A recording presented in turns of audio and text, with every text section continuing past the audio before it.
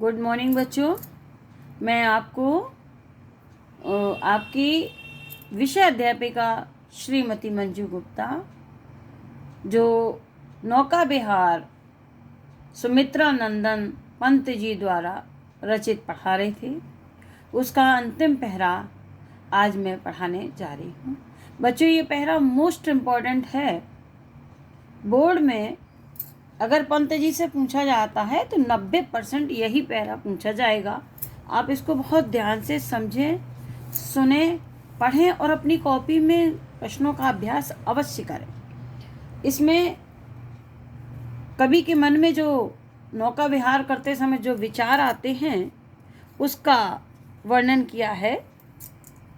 कवि अपने अनुभव का वर्णन करते हुए, उनके मन में जो विचार आते हैं उसका वर्णन करते हुए कहते हैं, ज्यों ज्यों लगती है नाव पार उर में आलोकित शत विचार, इस धारा सा ही जग का क्रम, शाश्वत इस जीवन का उद्गम, शाश्वत है गति शाश्वत संगम। कवि कहते हैं, कवि के मन में विचार आता है। कवि कहते हैं, ज्यों ज्यों लगती है नाव पार, और माने हृदय में, आलोकित माने उत्पन्न होते हैं, सत माने सैकड़ों, विचार माने विचार। कवि कहता है कि जैसे जैसे हमारी नौका दूसरे किनारे की ओर बढ़ती जाती है तो वैसे ही हमारे हृदय में सैकड़ों विचार आलोकित होते हैं।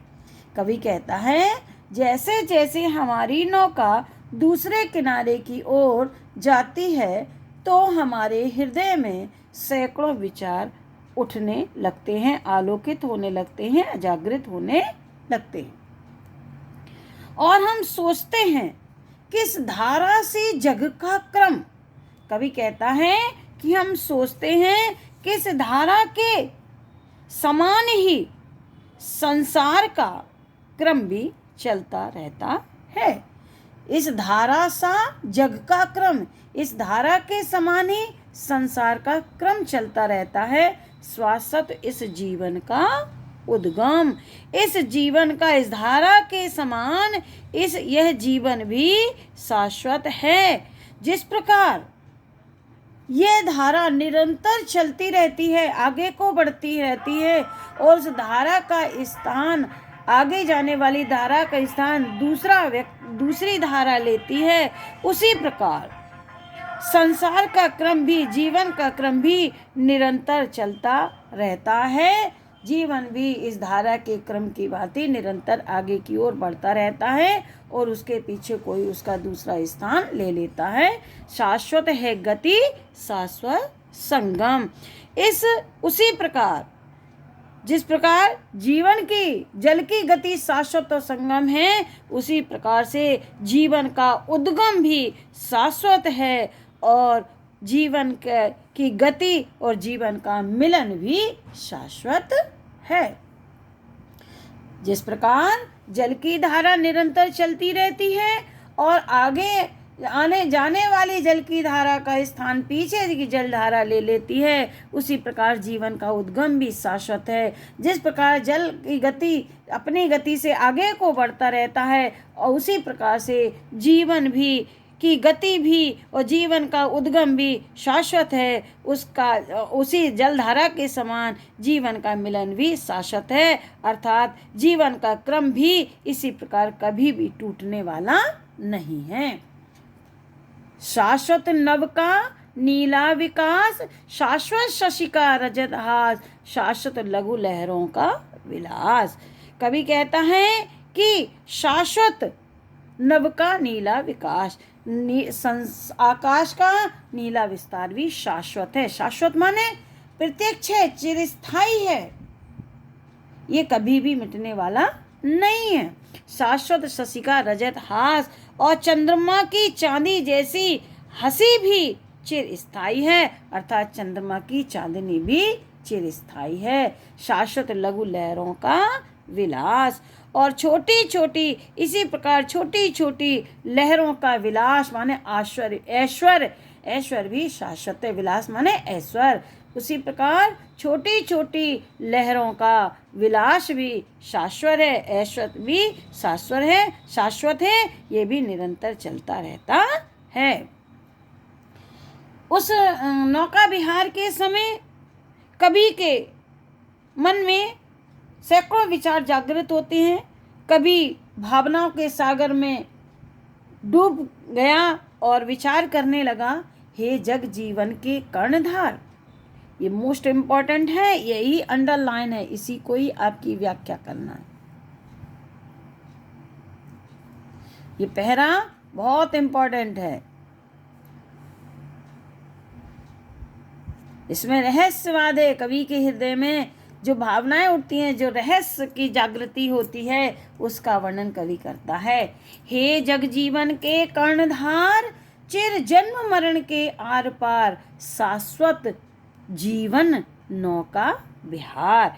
कवि भावनाओं के सागर में डूब गया और विचार करने लगता है, हे संसार की जीवन रूपी नौका को चलाने वाले, कर्णधार माने भगवान, कर्णधार माने नौका को चलाने वाले, हे संसार रूपी जीवन की नौका को चलाने वाले भगवान परमात्मा, चिर जन्म मरण के आर पार। कवि कहता है कि जन्म के पश्चात मृत्यु और मृत्यु के पश्चात सदैव जन्म होता है, उसी प्रकार से शाश्वत जीवन नौका विहार, उसी प्रकार से यह जीवन रूपी नौका का विहार भी निरंतर चलता रहता है। फिर से देखें, कभी भावनाओं के सागर में डूबकर विचार करने लगता है कि ये संसार रूपी जीवन की नौका को चलाने वाले परमात्मा चिर जन्म मरण के आर पार, जीवन और मृत्यु स्थायी है, जन्म के पश्चात मृत्यु और मृत्यु के पश्चात जन्म निश्चित रहता है, सदैव होता है। उसी प्रकार शाश्वत जीवन नौका विहार, उसी प्रकार जीवन का नौका विहार भी शाश्वत है, उसी प्रकार जीवन रूपी नौका का विहार भी निरंतर चलता रहता है। मैं भूल गया अस्तित्व ज्ञान, जीवन का यह शाश्वत प्रमाण, करता मुझको अमृत दान। कवि कहता है कि नौका विहार करते समय कवि चिंतन करने लगता है, भावनाओं में डूब गया और वह सोचता है कि मैं नौका विहार करते समय मैं चिंतनशील होकर भी इस अपने अस्तित्व ज्ञान को, अपनी सत्ता को भूल गया। जीवन का यह शाश्वत प्रमाण कि ये नौका विहार तो जीवन का प्रत्यक्ष प्रमाण है। ये नौका विहार जीवन रूपी नौका का प्रत्यक्ष प्रमाण है, करता मुझको अमृत दान, जो मुझे अमरत्व का ज्ञान कराता है कि ये जीवन तो जिस प्रकार से ये जो है नदी की लहरें शाश्वत हैं, जिसकी गति शाश्वत है, उसी प्रकार से जीवन की गति भी शाश्वत है। मैं नौका विहार, कवि कहता है कि भावनाओं में डूबता हुआ कवि कहता है कि मैं चिंतनशील होकर भी अपने अस्तित्व के ज्ञान को भूल गया, मैं ज्ञानवान होकर भी अपनी पहचान को भूल गया, अपनी सत्ता को भूल गया।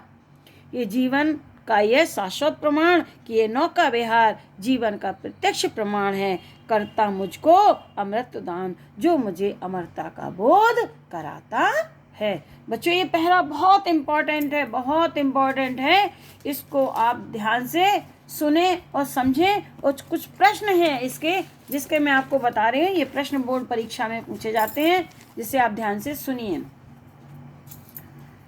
ये पैरा का हमने इंडिकेशन भी दे दिया, ज्यों ज्यों लगती नाव पार, इसको जरूर कॉपी में करिएगा। पहला प्रश्न है का पद्यांश के पाठ व लेखक का नाम लिखिए। ठीक है, ऊपर लिखा है आंसर। दूसरा है रेखांकित अंश की व्याख्या कीजिए। तीसरा प्रश्न है कवि नौका विहार करते समय संसार के क्रम के बारे में क्या सोचते हैं। पूरा अर्थ बताया, इसको आप ध्यान से सुनेंगे और लिखेंगे। अगला प्रश्न है जीवन की गति और मिलन को किसके समान शाश्वत बताया गया है? लास्ट प्रश्न है, नौका विहार के समय जन्म और मृत्यु के संदर्भ में कवि के मन में, जन्म और मृत्यु के संदर्भ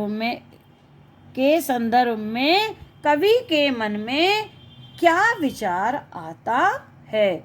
नौका विहार के समय जन्म और मृत्यु के संदर्भ में कवि के मन में क्या विचार आता है? इन बच्चों इन प्रश्नों के उत्तर आपको अपनी कॉपी में लिखना है। जहाँ भी कोई भी डाउट हो तो जो मेरा नंबर आपको पता ही है, और मेरे व्हाट्सएप नंबर पर आप मुझसे क्वेश्चन पूछ सकते हैं। ठीक है बच्चों, थैंक यू। आज ये नौका विहार समाप्त होता है। अगला बापू के प्रति हम आपको पढ़ाएंगे, क्योंकि परिवर्तन आपके कोर्स में नहीं अगले दिन से। Thank you.